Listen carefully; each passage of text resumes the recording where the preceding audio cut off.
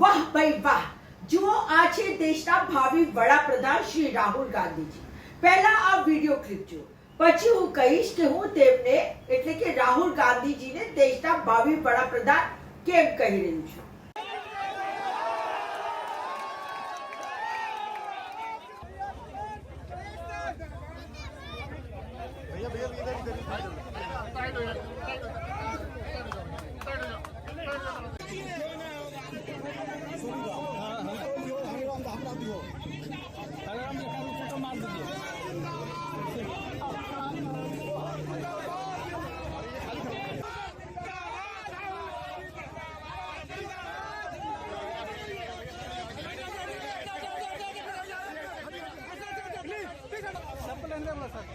જોયું આપે બિહારમાં કેવી રીતે માછલી પકડતા પકડતા રાહુલ ગાંધીજી તળાવમાં કૂદી પડ્યા અને તરવા લાગ્યા.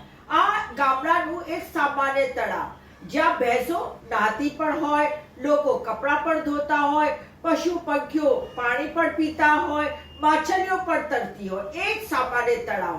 રાહુલ ગાંધીજીએ આપણા દેશના વડાપ્રધાન નરેન્દ્ર મોદીની જેમ કોઈ નાટક નતા કર્યા.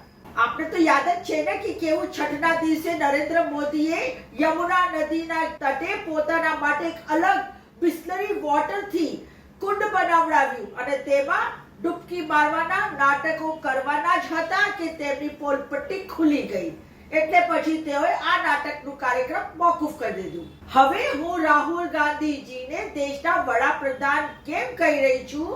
કારણ કે તેઓ દેશમાં ફરી ફરીને લોકોને મળી રહ્યા છે, તેમની સમસ્યાઓને સમજી રહ્યા છે. તેઓ ખેડૂતોની વચ્ચે જાય છે તો ડાંગર વાવે છે, કુલીઓની વચ્ચે જાય છે તો બોજ ઉઠાવે છે, કામદારોની વચ્ચે જાય છે તો મજૂરીની જેમ કામ કરે છે, કોલસા લઈને નીકળતા મજૂરની સાયકલ ચલાવે છે, પોતે લાડવા પણ બનાવે છે, બહેનોની વચ્ચે જાય છે તો તેમના આંસુ લૂછે છે, યુવાઓના મુદ્દા ઉઠાવે છે, વિદ્યાર્થીઓની વચ્ચે બેસીને તેમને સમજવાના પ્રયાસો કરે છે. એમ રાહુલ ગાંધીજી આજની તારીખમાં જનનાયક બની ગયા છે.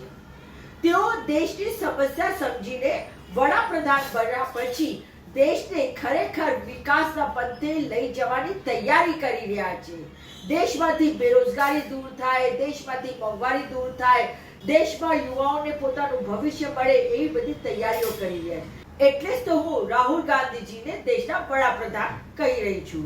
હવે આનાથી ભાજપના અંધભક્તોને કડવું લાગે તો લાગે, મરચા લાગે તો લાગે, એમાં મારે શું?